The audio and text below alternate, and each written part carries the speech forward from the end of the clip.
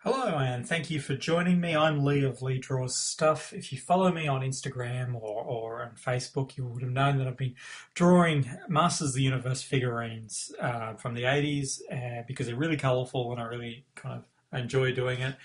So what I thought I'd do is show you me drawing one of them. I've chosen to draw Ram Man, who's a personal favourite of mine. Uh, as you can see, I like to put kind of the stick figure in place first off. Ram Man's usually I draw quite thin kind of characters. I've been drawing these characters quite thin with spaghetti arms and everything. But Ram Man's he's a short, squat kind of gentleman. So I thought I would kind of accommodate that and do it a little bit different. What I like to do is I do the body itself, and then I like to put the eyes in. The eyes are always an anchor point for me. I went quite simple with his armor here too. I didn't want to get too overcomplicated with it. There's a lot of detail on some of that armor, so there's like segments and stuff. But for the purpose of these drawings, I do them quite simple, and I like to kind of keep them kind of straightforward.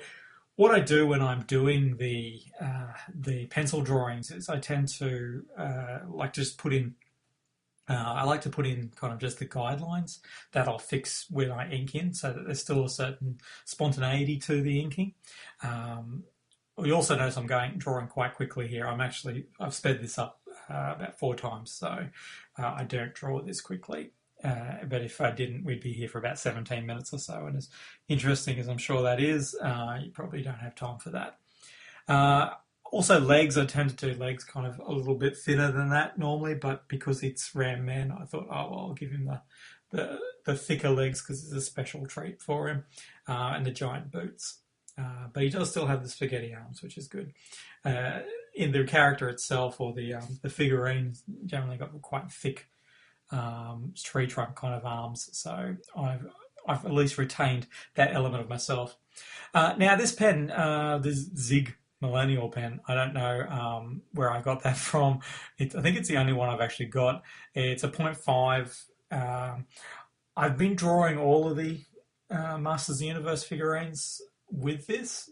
It doesn't go particularly well on the watercolor paper because I'm actually using watercolor paper for this. But as I said, I've drawn the other ones with it, so I'm kind of sticking with it. It's not one of my favorite pens, but oh well.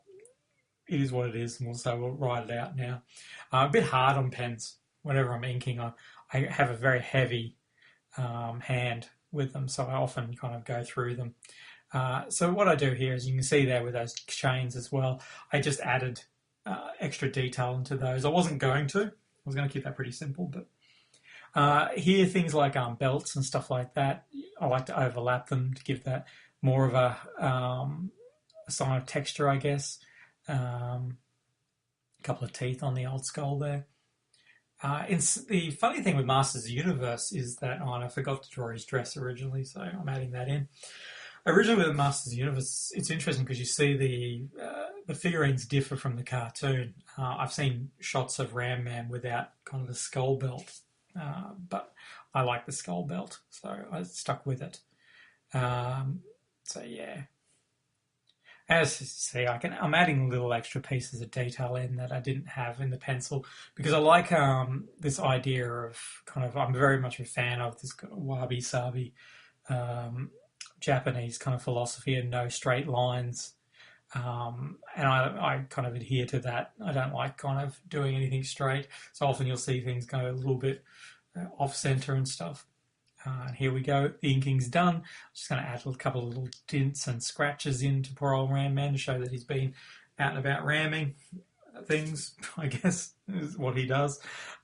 His boots also just showing they're a little bit fluffy. They've all got fluffy boots in Masters Universe.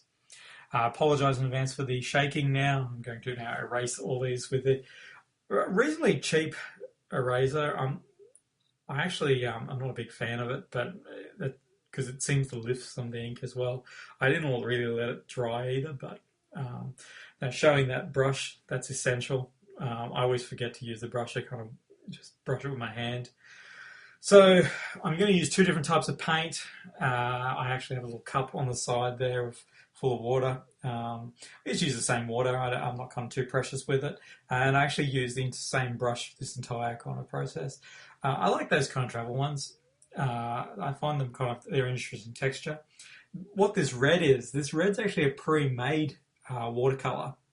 Uh, I'm not as big a fan because I tend to find it has a much more even distribution. I don't kind of always like that. It gives a much more ink kind of feel to it, whereas I like the texture and irregularities of the watercolors. So, but I jump between them for these ones, and these are always a bit quick. This is the challenge here. This brown doesn't want to play ball, and so the texture kind of gets a little bit mixed up there, which I'm kind of fine with. It's as I say, I like this kind of. You can see in the middle of it, it's got kind of a concentration of color. I don't use jet black, even when I'm going for black, just because I like to show the ink lines. If you hear this rumbling in the background, my neighbours are moving their bins around. With the grey paint there, I didn't kind of wash off the black ink because I don't mind mixing that up a little bit. And as you can see, it came out a little bit dark at the start. But again, this is the thing. I like the kind of how I don't always know what's going to come out when I do the colouring, and so it adds a bit more of a natural kind of rough feel to it. And I like that, so I probably wouldn't change that anyway. And as you can see, it goes on fairly thick, and then I try and kind of move it around a bit. So, and here I'm just kind of lifting some of the colour and realised I haven't painted the skull yet. That's always fun when I wash the brush straight after and realise I left an ear or something. Now, that there was very quickly a cup of pre-made flesh colour. I have a ongoing need for Caucasian flesh colour, so I've mixed up a batch that I leave in a cup and just add water to it to kind of get the how dark I want it. So I made Ram Man quite light here. There's a mark there I'm trying to get rid of for some reason.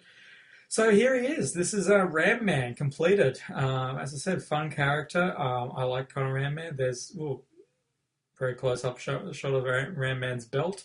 Thank you very much for joining me. I hope you enjoyed this.